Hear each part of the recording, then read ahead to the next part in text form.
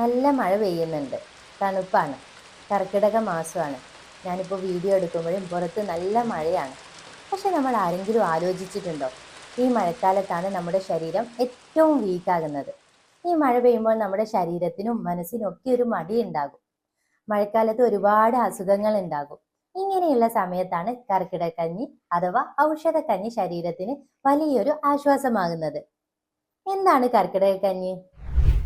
അതുണ്ടാക്കുന്ന വിധം ആദ്യം പറയാം. ഞവരി അരി എടുക്കുക, അതിൻ്റെ പകുതി ചെറുപയർ, അതിൻ്റെ പകുതി ഉലുവ. ഇത് നിങ്ങൾക്ക് വേവിച്ചെടുക്കാം. അതിലേക്ക് നിങ്ങൾക്ക് ദഹനശക്തി കൂട്ടുന്ന, രോഗപ്രതിരോധ ശേഷി കൂട്ടുന്ന മരുന്നുകൾ ചേർക്കാം. ഇതിനായിട്ട് നമുക്ക് ദശപുഷ്പങ്ങൾ ഉപയോഗിക്കാം. ദശപുഷ്പങ്ങൾ എന്നുള്ളത് നമുക്ക് ചുറ്റും കാണുന്ന 10 ഔഷധ സസ്യങ്ങളാണ്. ഏതൊക്കെയെന്ന് പറയാം. പൂവാങ്കുറുനില, ചെറുള, കയ്യോന്നി, കറുക, ഉഴിഞ്ഞ, നിലപ്പന, തിരുതാളി, മുയൽച്ചെവി, വിഷ്ണുക്രാന്തി, ഇങ്ങനെയാണ്. ഇത്രയുമാണ് ദശപുഷ്പങ്ങൾ. ഇവ നിങ്ങൾക്ക് നിങ്ങളുടെ ചുറ്റുപാടിൽ നിന്നും കിട്ടും.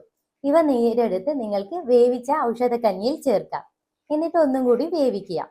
ഇത്രയൊന്നും സമയം ചെലവഴിക്കാനില്ലാത്തവർക്ക് ഔഷധക്കടകളിൽ നിന്നും പഞ്ചകോല ചൂർണം എന്നുള്ള പൊടി കിട്ടും. ഇത് 1 ടീസ്പൂൺ ചേർത്താലും മതി. ഇത് വളരെ ഈസി ആയിട്ടുള്ള മറ്റൊരു ഓപ്ഷനാണ്. ഇനി നിങ്ങൾക്ക് ഇതിലേക്ക് പാകത്തിന് തേങ്ങാപ്പാൽ ചേർത്ത് ചെറു ചൂടോടെ രാവിലെയോ വൈകുന്നേരമോ നിങ്ങളുടെ ഭക്ഷണത്തിന് പകരമായിട്ട് കഴിക്കാം. രുചികരമായി എന്നാൽ ഒരുപാട് ഗുണങ്ങളുള്ള ഔഷധക്കഞ്ഞി തയ്യാറാക്കുന്നത് ഇങ്ങനെയാണ്. ടേസ്റ്റി ആയിട്ടുള്ള ഒരുപാട് ഭക്ഷണങ്ങൾ ഉണ്ടാകുമ്പോൾ എന്തിനീ കർക്കിടകക്കഞ്ഞി എന്നൊരു ചോദ്യം നിങ്ങളുടെ മനസ്സിലുണ്ടാകും. എന്നാൽ ഇന്ന് ഇതിന്റെ പ്രാധാന്യം വളരെ കൂടുതലാണ്. ഒരുപാട് ജങ്ക് ഫുഡ്സ് കഴിക്കുന്നുണ്ട് നമ്മൾ. ഒരുപാട് സ്ട്രെസ് ഉണ്ട്. ബിസി ആയിട്ടുള്ള ഒരു ലൈഫ് സ്റ്റൈലാണ് എല്ലാവരും ഫോളോ ചെയ്യുന്നത്. ഇതൊക്കെ കൂടി നമ്മുടെ പ്രതിരോധ ശേഷി തന്നെ വളരെ കുറവായിരിക്കും. കോവിഡ് ഒക്കെ കഴിഞ്ഞതോടുകൂടി നമുക്ക് ഇമ്മ്യൂണിറ്റി എത്രത്തോളം ഇമ്പോർട്ടൻ്റ് ആണെന്ന് മനസ്സിലായിട്ടുണ്ട്.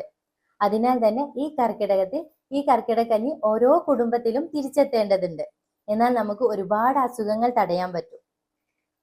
ഇനി കർക്കിടകക്കഞ്ഞി കഴിക്കുമ്പോൾ ശ്രദ്ധിക്കേണ്ട കുറച്ച് കാര്യങ്ങൾ പറയാം. പ്രായവും ആരോഗ്യസ്ഥിതിയും ഓരോരുത്തർക്കുള്ള രോഗങ്ങളും അവരുടെ ആഹാരശീലങ്ങളും അങ്ങനെ കുറേ കാര്യങ്ങൾ നോക്കിയിട്ടാണ് ഔഷധക്കഞ്ഞി തിരഞ്ഞെടുക്കുന്നത്.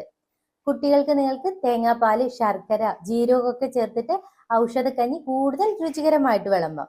പനിയുള്ളവർക്ക് അധികം തേങ്ങാപ്പാല് ചേർക്കാതെ മുയൽച്ചെവിയൻ, മുത്തങ്ങ, മുക്കുറ്റി പോലെയുള്ള ഔഷധങ്ങൾ കൂടി ചേർത്തിട്ട് ഈ കഞ്ഞി തയ്യാറാക്കാം. ഇനി പ്രമേഹ രോഗികളാണെങ്കിൽ ചാമ, തിന, ബാർലി ഒക്കെ ചേർത്തിട്ട് നിങ്ങൾക്ക് ഈ ഔഷധക്കഞ്ഞി തയ്യാറാക്കാം. അത് ഓരോരുത്തരുടെയും അസുഖങ്ങൾ അനുസരിച്ച് ആ അസുഖങ്ങൾ കൂടി കുറയാൻ ഈ ഔഷധക്കഞ്ഞി നിങ്ങളെ സഹായിക്കും. ഒരു ആയുർവേദ ഡോക്ടറുടെ നിർദ്ദേശപ്രകാരം കഴിക്കുന്നതാണ് ഏറ്റവും സുരക്ഷിതം. ഇനി കഞ്ഞിക്കൊപ്പം എന്തെല്ലാം കഴിക്കാമെന്ന് പറയാം, എന്തെല്ലാം കഴിക്കരുത് എന്ന് കൂടി പറയാം.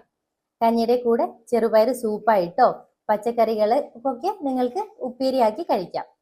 എണ്ണയിൽ ഉണ്ടാക്കുന്ന ഉപ്പേരികൾ കുറയ്ക്കുന്നതാണ് നല്ലത്. എന്നാൽ മത്സ്യവും മാംസവും ഒക്കെ ഒഴിവാക്കുന്നതും നല്ലതാണ്. അധികം ഡീപ് ഫ്രൈ ആയിട്ടുള്ള പൊരിച്ചെടുത്ത കാര്യങ്ങൾ കഞ്ഞിയോട് കൂടെ കഴിക്കണ്ട. നമ്മുടെ മുമ്പുള്ളവരല്ലേ, നമ്മുടെ കാലാവസ്ഥയ്ക്കും നമ്മുടെ ശരീരത്തിനും അനുസരിച്ച് അവരുടെ അനുഭവങ്ങളിൽ നിന്ന് ഉണ്ടാക്കിയിട്ടുള്ള കൂട്ടാണ് ഈ ഔഷധക്കൂട്ട്, അതായത് കർക്കിടകക്കഞ്ഞി എന്നുള്ളത്. അതിനാൽ ഈ കർക്കിടകത്തിൽ തന്നെ കർക്കിടകക്കഞ്ഞി കഴിച്ചു തുടങ്ങുക.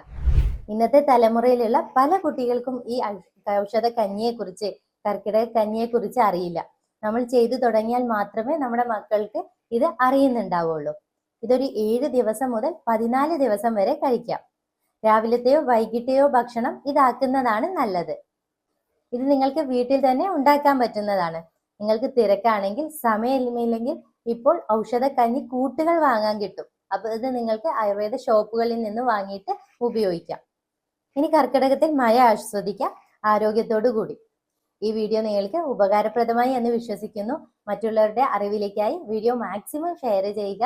നിങ്ങളുടെ കമന്റുകൾ, നിങ്ങളുടെ സംശയങ്ങളൊക്കെ കമന്റിൽ ചോദിക്കുക. Live better, feel better. Thank you.